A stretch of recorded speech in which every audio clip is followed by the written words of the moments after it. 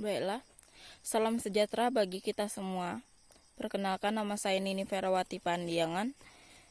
Di sini saya akan membahas tentang konsep manajemen konflik organisasi. Organisasi terdiri atas berbagai macam komponen yang berbeda dan saling memiliki kebergantungan dalam proses kerjasama untuk mencapai tujuan tertentu.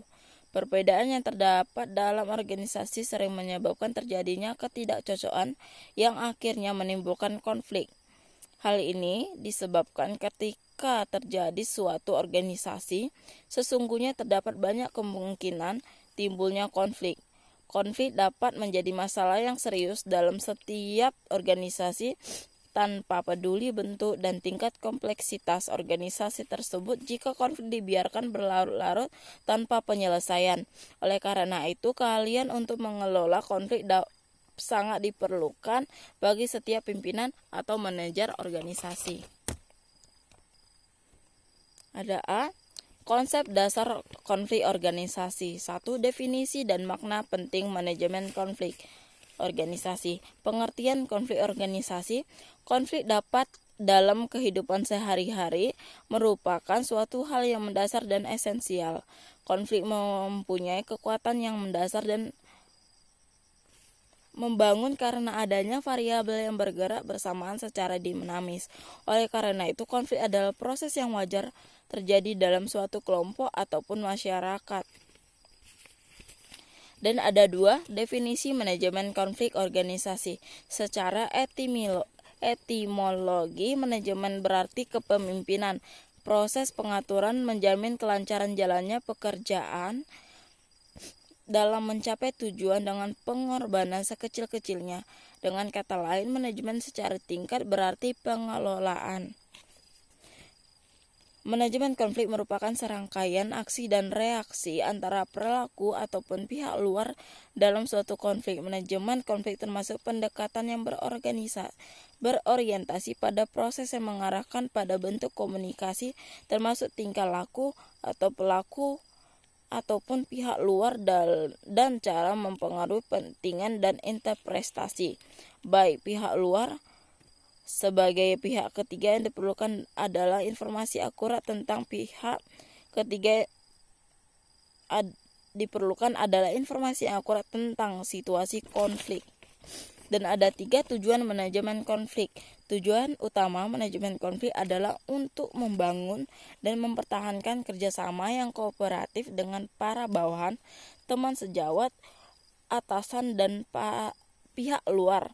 Beberapa bentuk perilaku manajemen konflik seperti tawar-menawar dan pemecahan masalah secara integratif merupakan pendekatan untuk menangani konflik yang menyangkut seorang manajer dan pihak yang lain yang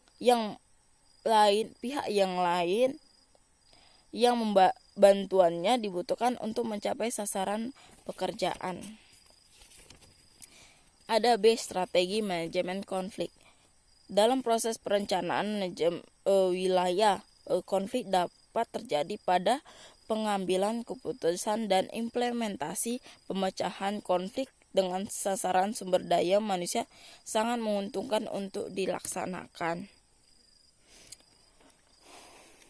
Menurut Ross, strategi dalam memecahkan konflik adalah sebagai berikut. Ada 1. Self-help. Strategi self-help merupakan tindakan sepihak yang bersifat destruktif. Tindakan ini kadang-kadang dilakukan oleh pihak yang kuat menekankan pihak yang lemah. Strategi self-help dapat pula digunakan untuk tindakan yang konstruktif dalam bentuk menarik diri, menghindar, tidak mengikuti, atau untuk melakukan tindakan independen. Pihak yang lemah sangat tepat untuk menerapkan strategi ini disebabkan self-help merupakan tindakan yang sepihak yang potensial dapat meningkatkan respons, menyebabkan strategi ini sulit untuk mencapai solusi yang konstruktif. 2. Ada joint problem solving. Joint problem solving merupakan adanya kontrol terhadap hasil yang dicapai oleh sekelompok-kelompok yang terlibat. Setiap kelompok mempunyai hak yang sama untuk berpendapat dalam menentukan hasil akhir. Strategi penyelesaian masalah ini dilakukan melalui pertemuan singkat secara langsung antara pihak yang sedang mengalami konflik. C. Ada manfaat manajemen konflik dalam organisasi. Dalam sebuah organisasi, pekerjaan individual ataupun kelompok pekerja saling terkait dengan pekerjaan pihak-pihak lain.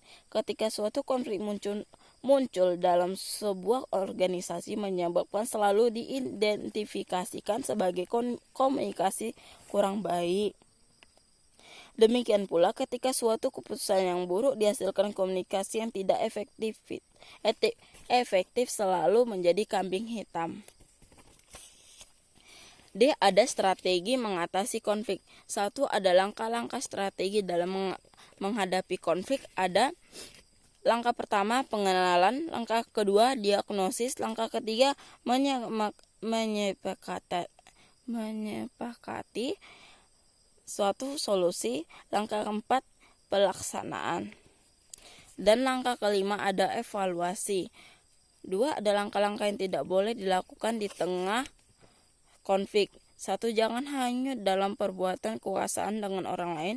2. Jangan terlalu terpisah dari konflik. 3. Jangan biarkan visi dibangun oleh konflik yang ada. 3. Ada ragam model strategi mengatasi konflik.